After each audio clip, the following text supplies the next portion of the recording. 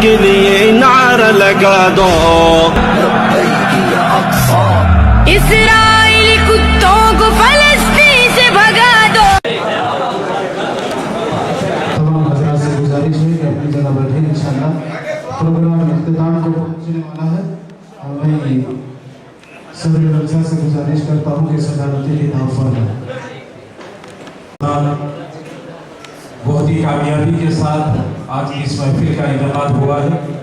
اور کچھ ہی لمحوں میں ہمارا یہ پروگرام اور ہماری یہ مجلس اختتام کو پہنچنے والی ہے۔ میں ہمارے ان تمام دوستوں اور ساتھیوں کا جنہوں نے اس پروگرام کو منعقد کرنے کے اندر بہت محنت کی اور کافی محبت کے ساتھ، عقیدت کے ساتھ اس پروگرام کو سجایا ہے، میں ان سب کو مبارکباد پیش کرتا ہوں۔ اور مفتی محمود زبیر صاحب جو حیدرآباد سے آئے ہیں اس پروگرام کے سلسلے میں، ماشاءاللہ بہت ہی کامیاب رہا یہ پروگرام۔ بہرحال ایک ہندوستانی ہونے کے ناطے، ایک بھارتی ہونے کے ناطے میرا بھی یہ فرض بنتا ہے کہ دنیا میں جہاں کہیں بھی کسی کے ساتھ ناانصافی ہوتی ہو،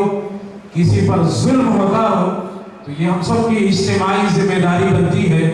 کہ ہم ظلم کے خلاف آواز اٹھائیں، اس کو کنڈم کریں۔ گاندھی جی کا یہ ملک ہے، اہنسا کے پجاری اور انصاف کی آواز کو اٹھانے والے گاندھی جی نے اس ملک کے جو مہاتما ہیں،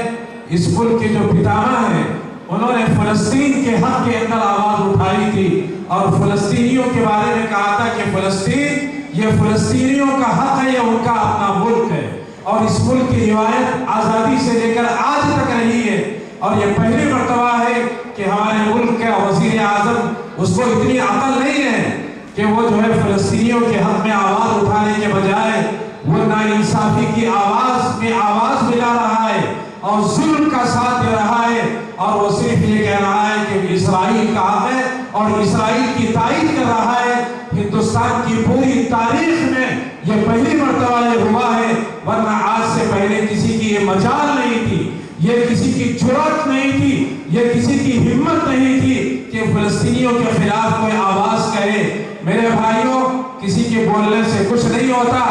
آج فلسطینیوں کے بارے میں پوری دنیا تائید کر رہی ہے، یہاں تک کہ یہودی جو حق پرست ہیں اور یہودی جو انصاف پرست ہیں، وہ لوگ بھی دنیا کے مختلف خطوں میں رہتے ہوئے، بستے ہوئے، وہ فلسطین کے حق میں آواز کو بلند کر رہے ہیں۔ آئیے ہم بھی ایک ساتھ، ہم کچھ نہیں کر سکتے تو ان کے درد کو محسوس کرتے ہوئے، ہماری وہ مائیں، ہماری وہ بہنیں، ہماری وہ معصوم بچیاں جو ملبے کی طرف دبی ہوئی ہیں، کچلی ہوئی ہیں، اور ان کی نعشیں مست حالت میں برآمد ہو رہی ہیں، ان کی سسکیاں وہ ہمارے کانوں کے اندر سنائی دیتی ہیں، ہمارے جگر کانپتے ہیں اور ہمارے حوصلے جواب دے جاتے ہیں۔ لیکن میرے بھائیوں، یہ سب کچھ ہمارے ایمان کو تازہ کرنے کے لیے فلسطینی گزشتہ 70 سال سے زیادہ عرصے سے ان مظالم کو، ان مصائب کو سہ رہے ہیں۔ میرے بھائیوں، ہم کچھ نہیں کر سکتے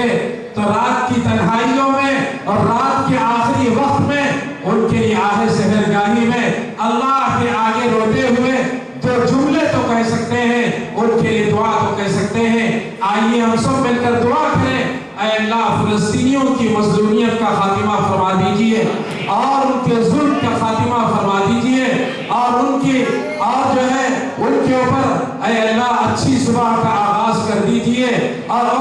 جو ہے ظلم کے پہاڑ جو ان کے اوپر توڑے جا رہے ہیں، ظالموں کا قلعہ کما کر دیجئے اور ظالموں کو نیست و نابود کر دیجئے۔ اے اللہ ان کی بے خونی کی راہیں ہموار کر دیجئے، مسلمانوں کو دینی حمیت اور مسلمانوں کو دینی جذبہ اور پوری دنیا کے انسانوں کو انسانیت نصیب فرمائیے۔ اسی کے ساتھ میں اب کی بات کو ختم کرتا ہوں۔ ہندوستان زندہ باد، فلسطین زندہ باد، وآخر دعوانا ان الحمدللہ رب العالمین۔